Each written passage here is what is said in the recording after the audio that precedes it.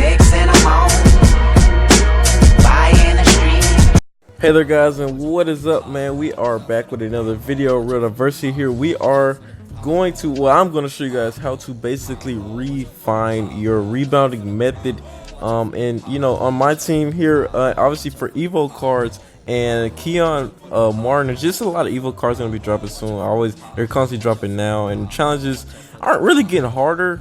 But you know, obviously, just in case you did not have this method down packed by now, yeah, this is videos for that. Basically, just how to definitely refine how to get boards, and make sure you're just doing it at the absolute best. So here we're gonna start off. I'm gonna show you guys the first person you need, and obviously people tell you this a lot. They're gonna say, if you see any videos on methods and like that, most of the time they'll tell you to just use whoever you want to get rebounds. Make sure they're the biggest person on the court.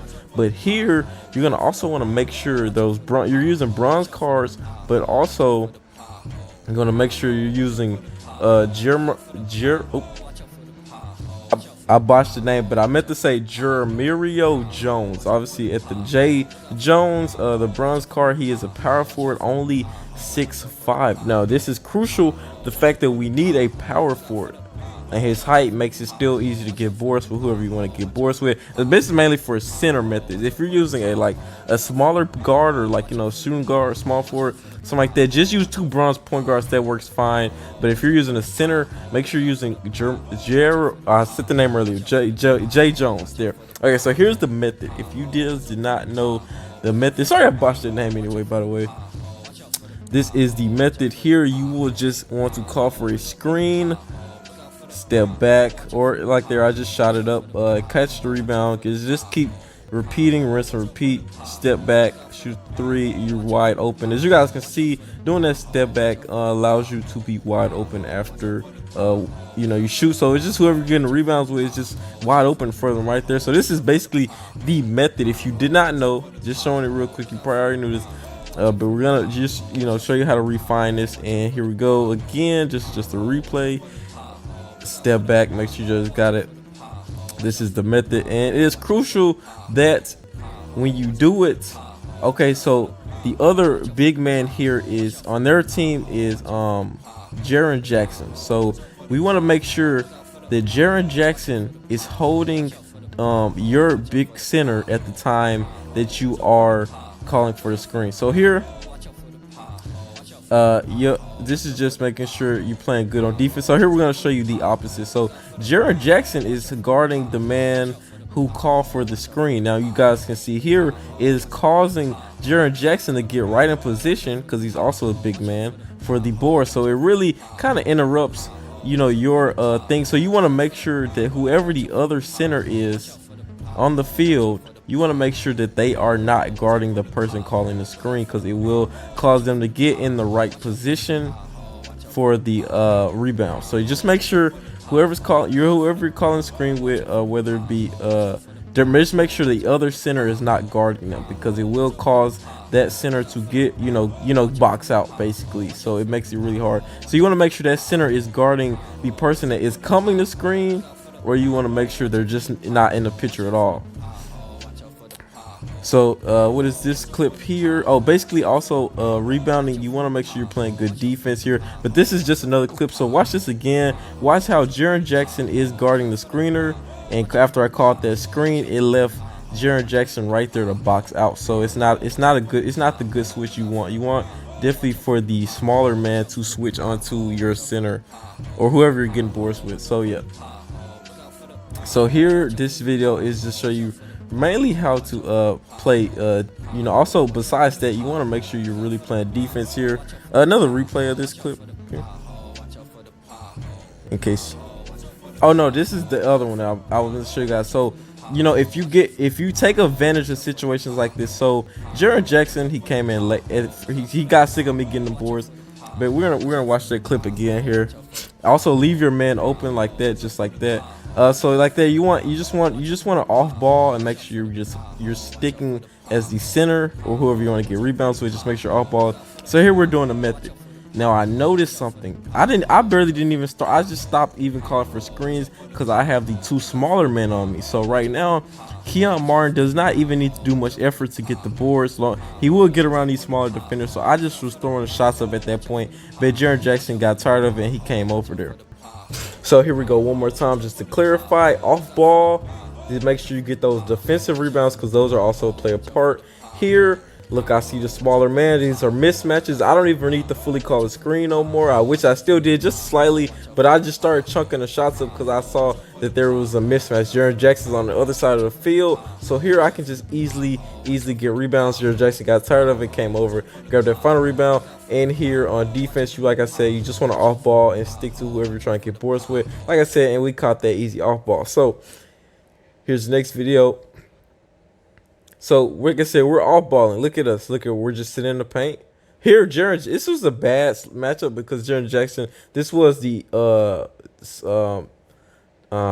what's it called? This was the card that can shoot. This was the diamond Jaren Jackson. So he could easily shoot threes. So as you guys can see, we're kind of watching him too, but we're really watching that paint ready for the rebound or after they force it up. And if he gets past the off ball defender, then you're just there to pick up on defense and you can easily contest, get another easy rebound. So we're watching it here again. Like I said, this was the diamond Jaren Jackson moments card. I could not think of that word, moments card, and he has like a 93 open shot three. So I really didn't want to leave him open too much. So you see, I'm just kind of covering him just for the passes here. So I committed to the rebound.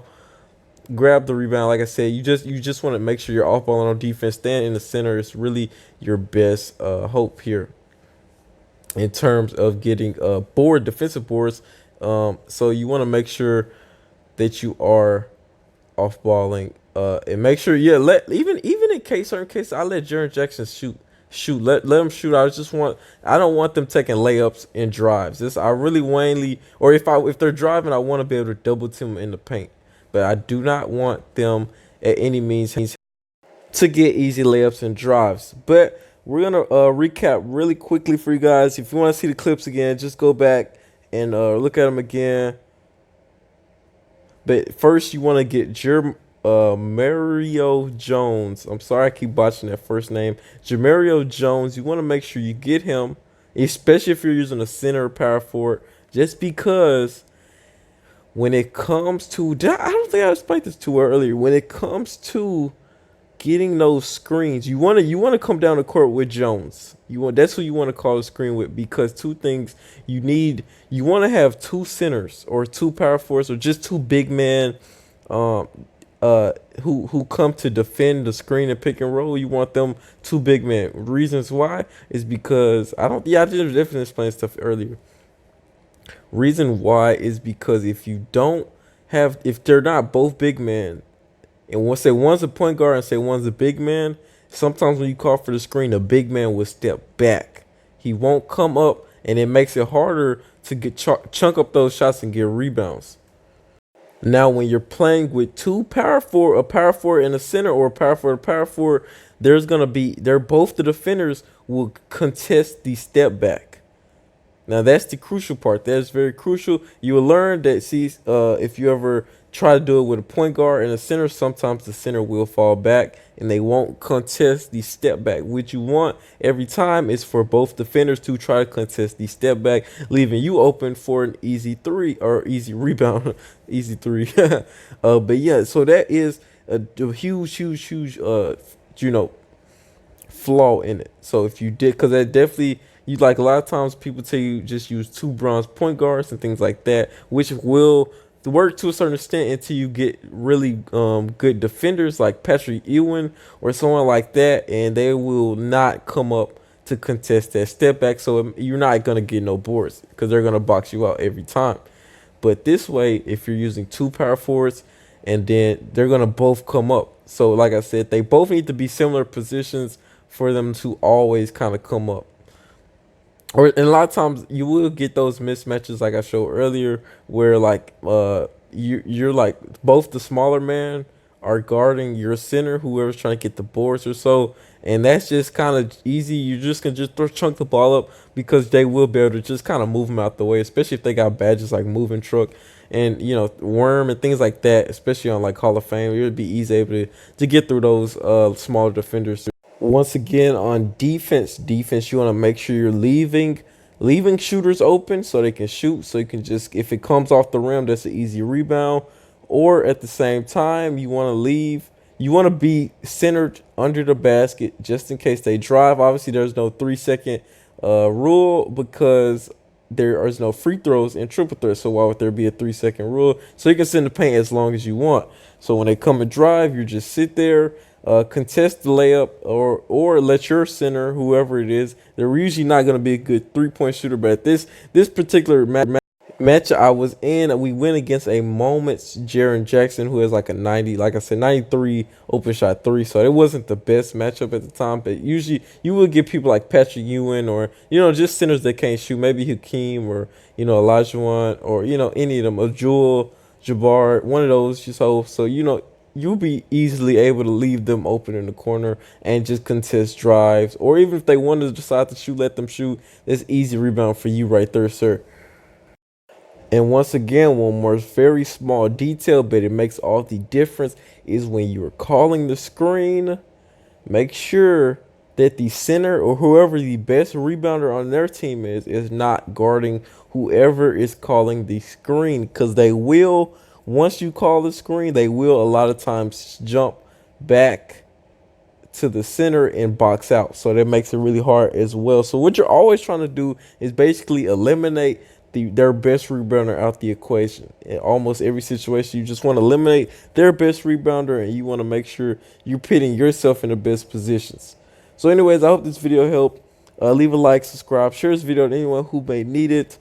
And I hope you guys enjoy it. Real Diversity, we're out. Peace.